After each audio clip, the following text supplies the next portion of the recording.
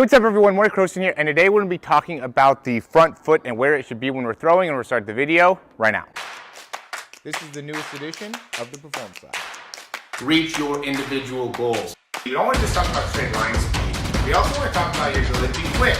We break down your video. Let's make you into the quarterback I know you can become. Really what we're going to be talking about is when, we'll look at this angle here, when we want to be taking this step, we want to take this step and we want to talk about where this foot wants to be in comparison to the receiver. So give us a couple different options for if this toe should be pointed or not pointed, and then should it be closed off, blah, blah, blah, and really go into different options we have based off of the foot position. Because the reality of the situation is when it comes to playing the game, there's going to be times where we're going to have to just get our foot down right away and get the ball out of your hand as quick as possible. We're not always going to be able to get into a perfect position within our front foot. So we want to be able to, one, go into where it wants to be when we have the opportunity to get that foot down and have a clean pocket, or, you know, or I practice things like that. And then also, what do we do when we are under duress and need to get the ball out of our hand quick and still be able to generate momentum through the hips? So first thing that I commonly see with quarterbacks that ends up being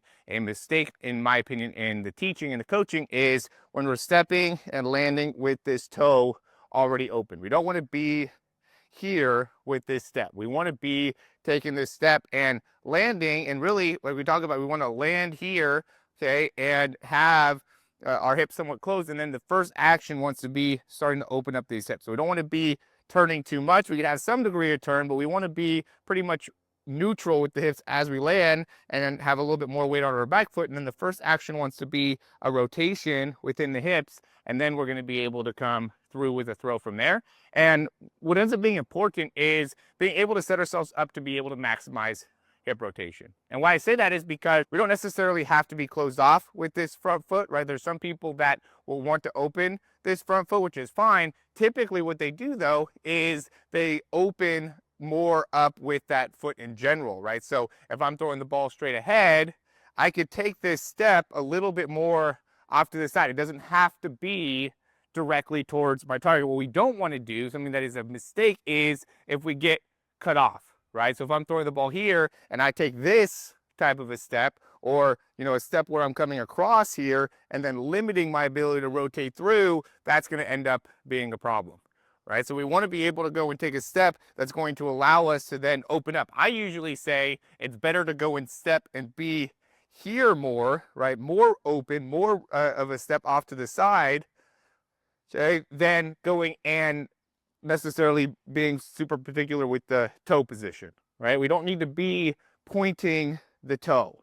That's not the main thing. Really, it's the hips, right? Our hips need to be facing towards the target the best that we can.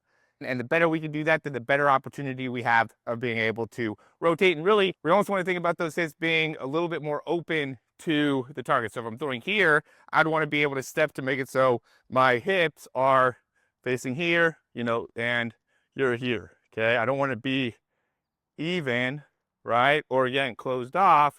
I don't want to be slightly open, so then I have the ability to create rotation here, right? Keep that upper body closed, and then go through the throw.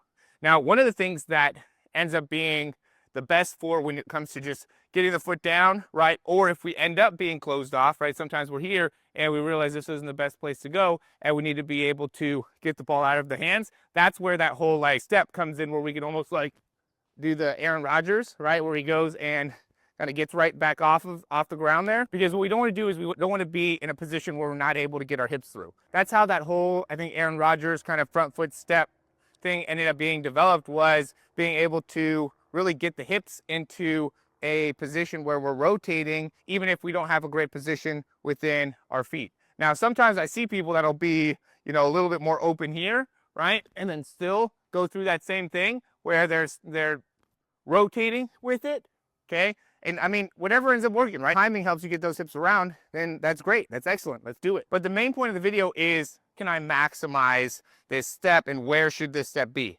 We don't want to be pointing the toe. It's not about the toe position as much as it is the foot and the hip position. And what we don't want to do is we don't want to be cutting ourselves off from where it is that we're throwing. We want to be opening ourselves up. You could even have two different people that you're throwing to. An example that we would have is slant flat, right? You have one person going out, one person going in. You'd want to set yourself inside to the slant, and then if I need to throw the flat, I could get rid of the ball here. But if I set myself up to the flat and I got to throw the slant, I have to come across my body. That's not what we want to be doing. We want to set ourselves up so I could throw multiple positions. Way easier to get my momentum going here, I'm going here, you know, have that option than it is to now try, if I try to go like this, that's going to be a lot more difficult of a throw, and it's going to be something I'm not going to be able to really maximize with my hips, right? I mean, we've all seen like the no-look passes that some of those guys do, but those are passes that they're not trying to get a ton into. They're trying to manipulate with the eyes and just use their wrists and some of that lower body to be able to get the ball there. As always, guys, thanks for watching. If you found that information helpful, go ahead and click that thumbs up, subscribe to the channel. If you have any questions, comments, or recommendations, you can leave those down below. Check out some of the things we have in the description.